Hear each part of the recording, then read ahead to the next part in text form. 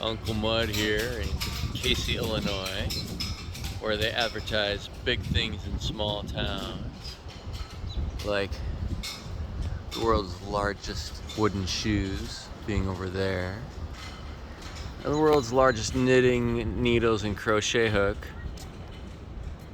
being over there, and the world's largest pitchfork being over there. The world's largest golf tee being over there. The world's largest mailbox is over there. And I think they're serious. I really think they're serious. So let's go check out the world's largest wind chime. Stay tuned.